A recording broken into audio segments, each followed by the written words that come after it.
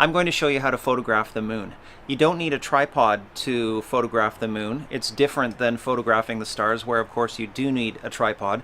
The reason you don't need a tripod is because the moon is so bright. The sun is hitting it directly, and you can use a fast shutter speed so you can avoid any handshake, therefore you don't need a tripod. So I have a 200mm lens on this camera, and as a general rule of thumb, I want to set the shutter speed first. If I am zoomed in at 200mm, then I'm going to double the focal length, go with the shutter speed of 1/400th of a second. That way I will avoid any camera shake from the hands. As well, I'm going to use autofocus. It's easy to find the focus point when you're photographing the moon because it's so bright in the sky. Again, so different than the stars where you have to use a manual focus. So I'm going to put the camera into manual mode, go with a 1/400th of a second shutter speed. I'm not going to shoot wide open with the aperture, which on this lens is f4. I'm going to go 3 stops, let's go 4 stops from the bottom, which is f6.3, and my reason for doing that is to get closer to that sweet spot of super sharp photos, which you don't get when your aperture is completely wide open. And the last variable is ISO, and let's try an ISO of 640 and just see how it looks. The moon is completely clear, there are no clouds over it. And I took 4 pictures there because chances are some of the photos will not be as sharp as others. Check the histogram. Histogram looks great. Zoom in. Let me show you. You be the judge. Actually looks pretty good. So if I zoom in on the bottom, you can see those craters there. So not bad. And there's the histogram, and you can just see on the very bottom that faint line which represents the whites in the histogram. It's almost touching the right hand side. So I'm pretty happy with this setup, and once again this is 1/400th of a second, f8, and ISO 500 using a 200mm lens, and all of that was shot handheld. You can use all of these techniques to photograph the lunar eclipse, or the blood moon lunar eclipse, which for me is about to happen tomorrow night. So I'm going to be out here in the same spot shooting the eclipse. Now, the nice thing about shooting the moon is that you don't need to go to an area of dark sky. You want clear sky, but you can photograph the moon from the city limits when there's artificial light, which is very different than photographing the stars. So now I'm going to import these images into Lightroom, and let's take a look at what they look like after they've been processed. I've got Lightroom open. Let's first start with one that is just a little bit on the darker side and zoom in to 2:1 so we can see it better. And let's try and recover something out of this, and let's turn up the white point on it, pull down the black point to create a bit of contrast, and you can clearly see that this is a really noisy image. So instead of using this one, let's take a look at the one beside it, which was much brighter in the first place. Look at the histogram up here in the top right. The whites are right up to the right hand side, and the image itself looks completely blown out. But let's see what we can recover, because we did shoot this in RAW, and lo and behold, we can recover a lot. So I pull down the highlights, and I'm going to turn up the white point. Already it's looking so much better right about there. And let's pull down the black point a little bit just to create some contrast. I've got it at a -8. Let's give it some clarity. This will make a huge difference.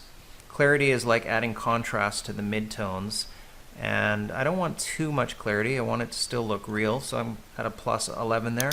Give it a bit of dehaze. Now let's think about the white balance. If we go to daylight white balance, it gives the moon that sepia look. So if I go to auto white balance, it cools it off a little bit, and I think that that looks more natural. So this is one of the rare times that I'm using auto white balance. It gave it a temperature of 4750. So just to see as well what we can do with this, I'm going to turn up the brights on the tone curve and pull down the darks, and it gives it even more contrast.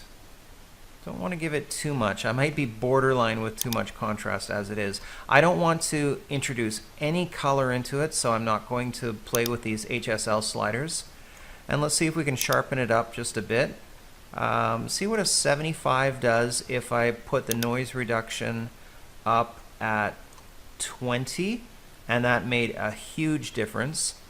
Let's just see with masking as well. I'm holding down the Alt button and pulling up on the masking, and that would be like the option on a Mac.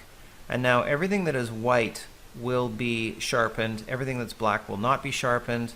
I'm going to let go there, and that way I'm only sharpening really the edges.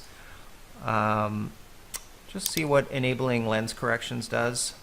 I'm going to keep that on. I'm going to turn on remove chromatic aberrations, and this is a wrap. Now here's something that you can do with your lunar eclipse photos or your blood moon photos, and that would be to actually use the image of the moon as a composite within another photo that you have. Let's do this really quick. You right click on the image down below and select Edit in Adobe Photoshop CC, and Photoshop is now going to automatically open up for us, and it's going to open up this image. So the image is open, and I'm going to zoom in to 200% just so that I can see this a lot better. Let's use the selection tool and make a big square around it. It is selected, nice and centered. And now edit, copy. Now go to the image that you want to use it in, edit, paste. Different color space. Hopefully it's going to work out with the different color space, I hope. Move it up into the sky. Now here's the layer here, and change the layer type to screen, and screen will only select the bright parts of the image. And so we can see that, yeah, it's a pretty big moon. If we really want to go nuts, we could stretch it, move it, put it right there between the buildings. Yeah, okay, that looks actually just completely faker than fake itself. But yeah, that's kind of within the realm of possibility right there. I'm going to reduce the opacity on it because it is just looking too bright. 75, not bright enough. 90 is looking nice. Click down below, and yeah, that has an element of reality to it. Let's take a look at one other image. This is Mount Rainier in Washington State. Go edit, paste, different color space. Yes, we know. Move the moon up to where I'm going to want it ultimately. Change the layer mode down here to screen. Maybe just a little bigger. Reduce the opacity, 88%. I don't know, do you buy it? Yeah, I sort of buy it. It could be real. Maybe a little higher over here, and maybe it's, I don't know, there's something in this one where it kind of looks too bright to me, probably because I know that the sun is down here and this is an evenly lit moon. This is probably not the best photo to use this on because we can clearly see that the sun has set down to the right. Darken it right around there. It makes it a little more believable. But that's the basic technique of shooting the moon handheld.